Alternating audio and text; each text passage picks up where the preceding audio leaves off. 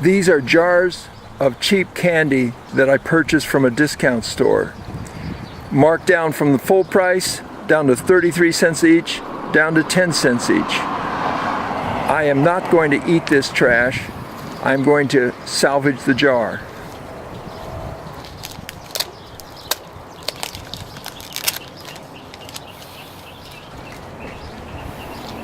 I can then use the jar like this. Instant identification of what's inside. Also, the printed identification from the box. However, do not put them out in the sunlight. They're only good for indoors.